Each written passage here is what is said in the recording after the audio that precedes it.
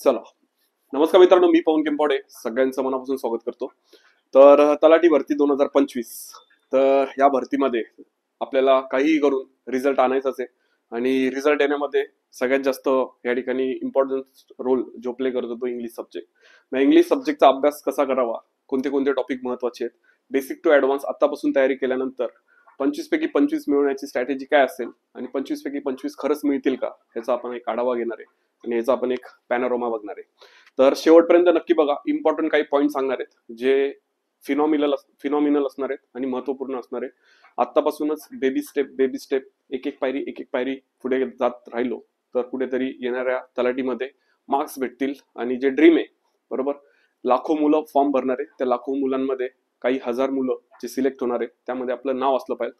त्या अनुषंगाने आतापासूनच तयारीला लागा आणि त्यासाठी हा जो स्टडी प्लॅन आहे हा व्यवस्थित ऑब्झर्व करा, हा व्यवस्थित फॉलो करा आणि जे जे सांगतो त्या गोष्टी करा. तुमचा रिझल्ट नक्की येईल. फक्त मी सांगतो त्या गोष्टी फॉलो करा आणि नीट ऐका. ठीक आहे, चला लेक्चरला स्टार्ट करण्याआधी मित्रांनो, आजच्या लेक्चरमध्ये आपण तलाठी भरतीचा जो एक्झाम पॅटर्न आहे तो बघणार आहे, इंग्लिशचा सिलेबस बघणार आहे आणि कोणत्या टाईपचे प्रश्न असतात ते बघणार आहे आणि त्यासोबतच कोणते कोणते पॉइंट्स महत्वाचे येणाऱ्या परीक्षेला धरून, मग ते ग्रामर असेल, वोकॅब असेल आणि रीडिंग असेल, या 3 गोष्टींच्या आधारावर पेपर असतो. तर त्यासाठी स्ट्रॅटेजी चालू करतो. त्याआधी फेसबुक सुपर कोचिंग तुमच्यासाठी 375+ एक्झाम्स 1 रुपयामध्ये बॅच अवेलेबल करून देत आहे. यामध्ये तुम्हाला 1 रुपयामध्ये 375+ एक्झाम्सच्या लाईव्ह तयारी करता येणार आहे. यामध्ये तुम्हाला ऑल सरळ सेवा, all IBPS clerk, TET TET, त्यानंतर ऑल सरळ सेवा, SSC स्टाफ सिलेक्शन कमिशनच्या बॅचेस, रेल्वे एक्झाम्स, NTPCच्या बॅचेस तुम्हाला यामध्ये भेटणार आहे. बॅच परचेस करताना PK24 हा कुपन कोड यूज करा, सो दॅट तुम्हाला त्या ठिकाणी मॅक्झिमम डिस्काउंट भेटून जाईल. आता पुढे आलो, तलाठी एक्झाम्स. ठीक आहे, मागच्या वेळी 2023 मध्ये तलाठी एक्झाम झाली होती आणि त्यावेळी बघितलं की बऱ्याच विद्यार्थ्यांनी पॅराजंबलचा खूप मोठा एक फुगा तयार केला होता आणि तलाठी भरतीमध्ये पॅराजंबलवर प्रश्नच पडला नाही. तर याही भरतीमध्ये पॅराजंबलवर प्रश्न पडणार नाही का, असा जर मनात प्रश्न येत असेल तर तो येऊ देऊ नका. प्रश्न पडण्याची शक्यता खूप जास्त आहे. मग ओव्हरऑल सिलेबस कसा आहे काय बघूया आपण. तर 2023 मध्ये काही जागा होत्या हजारांमध्ये आणि फॉर्म 10 लाखापेक्षा जास्त फॉर्म भरले गेले होते, नियर अबाउट 10 लाख. तर यावेळी फॉर्म भरण्याचे जे फॉर्म फिलअप जे होणार आहेत हा आकडा कदाचित 15 ते 20 लाखाच्या पुढे पण जाऊ शकतो. कारण की या तलाठी भरतीमध्ये बँकिंगची पोरं पण तलाठी भरतीची एक्झाम देणार आहे, UPSC ची मुलं पण तलाठी भरतीची एक्झाम देतील, काही MPSC ची मुलं पण तलाठी भरतीची एक्झाम देतील, रेल्वे एक्झामची तयारी करणारी मुलं असतील, स्टाफ सिलेक्शनची तयारी करणारी मुलं असतील, इव्हन पर्टिक्युलर सरळ सेवा करणारी मुलं असतील, हेही तलाठी भरतीचा फॉर्म भरणार आहे. तर ओव्हरऑल जर बघितलं मित्रांनो तर यावेळी कॉम्पिटिशन खूप हाय. त्यानुसार आतापासूनच प्रिपेअर राहा, सो दॅट तुम्हाला ते कॉम्पिटिशन इझिली टॅकल करता येईल, इझिली त्या कॉम्पिटिशनला सामोरं जाता येईल. तर ओव्हरऑल जर बघितलं सिलेबस बघितलं तर विषय मराठी भाषा आहे, इंग्रजी भाषा आहे, सामान्य ज्ञान आहे, बौद्धिक चाचणी, अंकगणित आहे. एकूण जर बघितलं प्रत्येक सब्जेक्ट 25 प्रश्नांचा असणार आहे. 25 प्रश्न. ओव्हरऑल तुमचा जो पेपर असणार आहे तो 100 प्रश्नांचा असणार आहे. एका प्रश्नाला 2 मार्क असणार आहे, म्हणजे 25 प्रश्न बरोबर आले की 50 मार्क भेटणार आहे तुम्हाला. प्रत्येक एक प्रश्न 2 मार्क. मराठी 50 मार्क, इंग्रजी 50 मार्क, सामान्य ज्ञान 50 मार्क, अंकगणित बुद्धिमत्ता 50 मार्क. असं ओव्हरऑल 200 मार्काचे पेपर्स, 200 मार्कांची एक्झाम असणार आहे आणि त्या 100 प्रश्न असणार आहे. आणि या 100 प्रश्नांमध्ये हे जे इंग्लिशचे 25 प्रश्न आहे हे खूप महत्वाचे आहेत, कारण की येऊन मॅक्झिमम स्टुडंट्स ना इंग्लिश अवघड जातो आणि यासाठी मग इंग्लिशचा सिलेबस बघूया आणि त्यानंतर स्ट्रॅटेजी बघूया कसं काय असेल. आता ओव्हरऑल जर बघितलं इंग्लिशचा सिलेबस जो एक्झाम मध्ये ज्या PDF मध्ये जो नमूद केलेला असतो तो ओव्हरऑल असा असतो. त्यामध्ये grammar, synonyms, antonyms, spelling, punctuations, tense, ठीक आहे, voice, narration, article, question tag. आता इकडे जर बघितलं तुम्हाला पार्ट्स ऑफ स्पीच कुठे लिहिलेलं दिसणार नाही, पण तुम्हाला परीक्षेत पार्ट्स ऑफ स्पीच वरती प्रश्न दिसतात. ऍडवर्ब, प्रेपोजिशन, कंजंक्शन्स, त्यानंतर नाउन, प्रोनाउन, ऍडजेक्टिव्ह, इंटरजेक्शन्स. ठीक आहे, तर हा दिलेला सिलेबस आहे. ऍक्च्युअल सिलेबस जो इंग्लिशचा असतो कॉम्पिटेटिव्ह एक्झामला तो काय तो पण सांगतो. वोकॅब्युलरी मध्ये म्हटलं तर use of idioms, phrases, their meanings, one word substitution पण असतं, पण आता इथे नमूद केलेलं नाहीये, पण असतं, सांगतो मी तुम्हाला डिटेलमध्ये. Fill in the blanks in the sentence. Fill in the blanks वर 2 प्रकारचे प्रश्न असतात. एक प्रश्न असतो वोकॅब्युलरी बेस आणि एक प्रश्न असतो grammar base. Simple sentence structure, त्यामध्ये error, types of sentence, sentence improvement हे.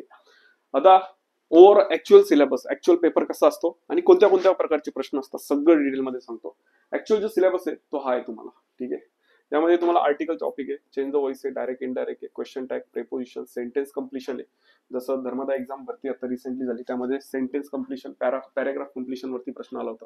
Active passive voice, spelling, spotting the errors, sentence arrangement, parajumble म्हणतो आपण त्याला, sentence improvement, parajumble, fill in the blanks, conditional sentence वरती प्रश्न असतात, verb basic, error correction, underline part, phrase in bold आणि reading comprehension, cloze test वरती पण प्रश्न असतात. यामध्ये पार्ट्स ऑफ स्पीच कुठे लिहिलंय का? पण पार्ट्स ऑफ स्पीच हा प्रत्येक परीक्षेचा एक महत्वाचा भाग आहे. पार्ट्स ऑफ स्पीच काय म्हटलं रे? Parts of speech. त्यामध्ये नाउन, प्रोनाउन, ऍडजेक्टिव्ह हे चॅप्टर पण तुम्हाला चांगले करायचे आहेत. नेहमी लक्षात ठेवा, कोणतेही लँग्वेज असेल ती स्टार्ट करत असताना नेहमी वर्ब पासूनच स्टार्ट करायची. जरी पुस्तकामध्ये अनुक्रमणिकेमध्ये नाउन हा चॅप्टर पहिला दिला असेल तर कधीच नाउन या चॅप्टर पासून वाचायला सुरुवात करायची नाही. नेहमी कोणतीही लँग्वेज शिकताना वर्ब पासून शिकायची. जसं प्रत्येक सिस्टीमचा एक इम्पॉर्टंट पार्ट असतो, त्याशिवाय ती सिस्टीम रन होत नाही. जसं गाडीमध्ये पेट्रोल महत्वाचं असतं, मोबाईलमध्ये बॅटरी महत्वाची असते, बरोबर, सोलर सिस्टीम मध्ये सूर्य महत्वाचा आहे. तसं या इंग्लिश लँग्वेज कोणत्या लँग्वेज मध्ये वर्ब हा टॉपिक खूप जास्त महत्वाचा आहे. इकडनं सुरुवात केली की तो ग्रामर ते स्ट्रक्चर सगळं व्यवस्थित कळावं लागतं, कारण की यामध्येच तुम्हाला सब्जेक्ट वर agreement, tense, verb, active passive या सगळ्या गोष्टी. वर्ब टॉपिक झाल्यानंतर तुम्हाला टॉपिक करायचा आहे तो म्हणजे टेन्स, आणि टेन्स टॉपिक झाल्यानंतर तुम्हाला टॉपिक करायचा आहे तो म्हणजे व्हॉइस. जे म्हणतात ना बेसिक इंग्लिश ग्रामर मध्ये किती टॉपिक्स येतात, तर बेसिक इंग्लिश ग्रामर मध्ये हे 3 टॉपिक येतात, वर्ब, टेन्स आणि व्हॉइस. या वर्ब मध्ये helping verb, main verb, modal auxiliary, tense नुसार वर्ब कोणते असतात, सिंग्युलर वर्ब कोणते असतात, न्यूट्रल वर्ब कोणते असतात, प्लुरल वर्ब कोणते असतात, सब्जेक्ट वर अग्रीमेंट काय असतं, सिंगल कन्सेप्ट काय असते, क्वेश्चन पॅटर्न काय असतो, सेंटेन्स पॅटर्न काय असतो, इन्फिनिटिव्ह, जिरंट, या सगळ्या गोष्टी येतात. टेन्स यासाठी महत्वाचा आहे, टेन्स हा चॅप्टर सगळ्या टॉपिकला कनेक्ट करतो. मग तो नाउन असेल, प्रोनाउन असेल, चेंज द वॉइस असेल, डायरेक्ट इनडायरेक्ट असेल, कंडिशनल सेंटेन्स असेल त्यासाठी. आणि व्हॉइस यासाठी महत्वाचा आहे की सब्जेक्ट आणि ऑब्जेक्टच्या रचना तुम्हाला कळल्या पाहिजे, ऍक्शन कुठून कुठे फ्लो होते हे तुम्हाला कळलं पाहिजे, त्यासाठी व्हॉइसचा चॅप्टर महत्वाचा आहे. त्यामुळे सुरुवातीला परफेक्ट करत असताना हे 3 टॉपिक चांगले करा. आता ओव्हरऑल जर बघितलं परीक्षेमध्ये तुम्हाला या टाईपचे प्रश्न असतात. ठीक आहे, टोटल 15 टाईपचे प्रश्न असतात. यामध्ये अजून एका दुसरा नवीन टाईप ते शोधू शकतात. आता नवीन टाईप एक त्यांनी शोधलाय ऑड सेंटेन्स, ऑड वर्डचा, जसं धर्मदा एक्झाम भरतीमध्ये आपण बघितलं, तोही पॉईंट इथे रिपीट होऊ शकतो. तर इकडे तुम्हाला फिल इन द ब्लँक्स मध्ये अँटोनिम, सिनोनिम्स वरती प्रश्न असतो. त्यानंतर no spelling error, grammatical errors वरती एक प्रश्न असतो. Select the most appropriate antonym, synonyms वरती प्रश्न असतो. Select the most appropriate meaning of the idiom, तुम्हाला एक इडियम दिले जाईल सेंटेन्स मध्ये किंवा प्लेन इडियम दिले जाईल, त्याचे 4 ऑप्शन्स दिले जातील, त्यातली एक इडियम तुम्हाला मिनिंग सांगायचं त्या इडियमचा. नेक्स्ट आहे parts of sentence given below, jumbled order, para जंबलचा प्रश्न आहे. 4 सेंटेन्स दिले जातील, जंबल करून मागे पुढे करून तुम्हाला एका सिक्वेन्स मध्ये कॉन्टेक्स्चुअली आणि ग्रॅमॅटिकली ते मिनिंगफुली लावायचे. पुढे म्हटलं select the option that can be used as one word substitution, one word substitution वरती प्रश्न आहे. Idioms to fill in the blanks, fill in the blanks मध्ये इडियम वरती पण प्रश्न पडतो, ग्रामर वरती पण प्रश्न पडतो, व्होकॅब्युलरी वरती पण प्रश्न पडतो, समानार्थी विरुद्धार्थी वरती पण प्रश्न पडतो, जसं की इथे म्हटलेलं आहे. ठीक आहे, fill in the blanks, antonyms, कधी इथे समानार्थी शब्द देतील, कधी होमोफोन्स देतील. पुढे म्हटलेलं select the option that correctly express the following sentence in active passive voice. त्यानंतर select the most appropriate synonym of underline word, असा प्रश्न पडतो. होमोफोन्स वरती प्रश्न पडतो, जसं की काही शब्द आहेत ज्यांच्या स्पेलिंग सेम असतात, स्पेलिंग वेगळे असतात पण मिनिंग पण वेगळे असतात, पण उच्चार सेम असतो, जसं की टेल, टेलची स्पेलिंग ही पण आहे, टेलची स्पेलिंग ही पण आहे, बरोबर. मग नेमकी तिघांच्या स्पेलिंग वेगळे, तिघांचे अर्थ वेगळे पण उच्चार सेम आहे, होमोफोन्स, त्याच्यावरती प्रश्न असतो. पुढे बघितलं incorrectly spelled word, select the sentence that has grammatical error, sentence दिलं जाईल.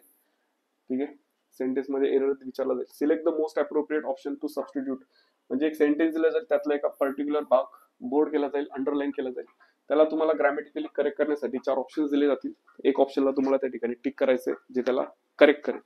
पुढे आलो, the following sentence has been split into 4 segments, एक इंग्लिशचं सेंटेन्स दिलं जातं, त्याचे 4 तुकडे केले जातात आणि त्या 4 तुकड्यांना नंबर दिला जातो, 1 number, 2 number, 3 number, 4 number. IBPS असेल तर 5 ऑप्शन्स देते. तर त्यामध्ये तुम्हाला शोधायचं असतं कुठे एरर आहे, ते तुम्हाला टिक करायचं असतं. पुढे आलो कॉम्प्रिहेन्शन, कॉम्प्रिहेन्शन मध्ये 3 टॉपिक येतात. पहिला टॉपिक येतो कॉम्प्रिहेन्शन मध्ये, एक येतो रीडिंग कॉम्प्रिहेन्शन, ज्याला आपण RC म्हणतो, उत्तरावरचे प्रश्न, एक पॅराग्राफ दिला जातो, 5 प्रश्न दिले जातात. दुसरा येतो यामध्ये cloze test, 5 fill in the blanks दिले जातात एका पॅराग्राफ मध्ये, ऑप्शन्स पण दिले जातात. आणि नेक्स्ट आहे पॅराजंबल. ठीक आहे, तर हे कॉम्प्रिहेन्शन असा ओव्हरऑल तुमचा सिलेबस असणार आहे. आता तुमची स्ट्रॅटेजी काय असली पाहिजे, तर परीक्षा होण्यासाठी आपल्याकडे 3 ते 4 महिने आहेत. अजून नोटिफिकेशन आलं नाही पण लवकरच नोटिफिकेशन येईल. नोटिफिकेशन आल्यानंतर मी तयारीला लागतो, फॉर्म भरल्यानंतर तयारीला लागतो, तोपर्यंत गाडी सुटून जाते. एका वेळी तुम्हाला अनेक सब्जेक्टचा अभ्यास करायचा असतो, त्यामुळे एवढा लोड, एवढं प्रेशर ॲट अ टाइम घेणं हायली इम्पॉसिबल होऊन जातं. त्यामुळे आत्तापासूनच सवय लावा. वोकॅब्युलरीसाठी रोज कमीत कमी अर्धा ते पाऊण तास द्या, 15 मिनिटं रिडिंगसाठी द्या आणि एक अर्धा ते पाऊण तास ग्रामरसाठी द्या. असं रोज पॅरलली करत चला. यामध्ये रीडिंग तुम्हाला परीक्षा होऊपर्यंत 15 मिनिटं करायचीच आहे. रीडिंग मध्ये काय वाचणार? न्यूजपेपर मधले पॅसेज वाचा, आर्टिकल वाचा, प्रिव्हियस इयर क्वेश्चन पेपर मधले पॅसेज वाचा, आर्टिकल वाचा. त्यानंतर इंस्टाग्रामवर किंवा गुगलवरती स्टोरीज अवेलेबल आहे ते वाचा. ओव्हरऑल तुम्ही हे जर वाचन केलं तर ओव्हरऑल कुठेतरी इंग्लिश पक्क व्हायला लागतं, वोकॅब्युलरी नवीन नवीन समजायला लागते, ग्रामरचं स्ट्रक्चर करावं लागतं. आणि इंग्लिश ही लँग्वेज अशी कोणी समजून सांगितली तर चांगली समजते. त्यामुळे तुम्हाला ज्यांच्याकडनं पण ज्यांनी शिकवलेलं सोपं वाटेल त्यांच्याकडनं इंग्लिश नक्की शिका. माझ्याकडनं सोपं वाटलं तर माझ्याकडनं इंग्लिश नक्की शिका. दुसरी महत्वाची गोष्ट, प्रिव्हियस इयर क्वेश्चन पेपर या ठिकाणी सॉल्व्ह करायचे. बरेच मुलं म्हणतात सर पीवायक्यू मध्ये नेमकी काय सॉल्व्ह करायचं? पीवायक्यू मध्ये स्टाफ सिलेक्शन कमिशनचे पेपर आहेत. ठीक आहे, स्टाफ सिलेक्शन कमिशन मध्ये वेगवेगळ्या एक्झाम्स होतात. एक असते MTS, एक असते GD, एक असते CHSL, ठीक आहे, एक असते CGL, एक काय असते CGL, एक असते CPO. ठीक आहे, ह्याचे PDF प्रिव्हियस इयर क्वेश्चन पेपरच्या गुगलवरती अवेलेबल आहे. तुम्हाला फक्त PDF टाकायचं आहे, पर एक्झामचं नाव लिहायचं, SSC MTS previous year question paper PDF, SSC GD previous year question paper PDF. तुम्हाला अशा लिस्ट भेटून जाईल. ते पेपर सॉल्व्ह करा, कारण की त्यांचा पॅटर्न आणि सरळ पॅटर्न ऑलमोस्ट सेमच आहे. पुढे MPC मधले वोकॅब्युलरी तुम्हाला चांगले करायचे. MPC मधले जे काही प्रिव्हियस इयर क्वेश्चन पेपर आहेत ते चांगले करा. त्यानंतर सरळ सेवेमध्ये आतापर्यंत जेवढे पण एक्झाम झालेले असतील, ठीक आहे, सरळ सेवा त्यामध्ये जे आपण PDF टेलिग्रामला अवेलेबल आहे त्या PDF मधून इंग्लिशची तयारी चांगली करा. कारण की मॅक्झिमम जे वोकॅबचे आणि ग्रामरचे प्रश्न असतात हे रिपीटेड असतात, फक्त काही गोष्टी चेंज केल्या जातात. ठीक आहे, नाव बदललं जातं, टॉमचं पीटर, पीटरचं लिझा असं वेगळं नाव चेंज केलं जातं. बाकी रूल्स वगैरे ते सगळं सेमच असतं. तर या एक्झाम्सला टार्गेट करा, याचे PYQ चांगले सॉल्व्ह करा. फेसबुक सुपर कोचिंग प्लॅटफॉर्म वरती आपलं रोज सकाळी 8:30 वाजता लेक्चर असतं. रोज सकाळी 9 वाजता वोकॅबचं लेक्चर असतं आणि 2 वाजता ग्रामरचं लेक्चर असतं. तेही अटेंड केलं तरीही चालेल, ते तुमच्या कामाचंच असणार आहे. ठीक आहे, चला बाकी काय अपडेट आले तुम्हाला नक्की कळवतो. हा जो स्टडी प्लॅन आहे हा व्यवस्थित फॉलो करा आणि नक्कीच तुम्हाला तुमच्या मार्कांमध्ये इम्प्रूव्हमेंट झालेली दिसेल. Thank you so much for watching the lecture.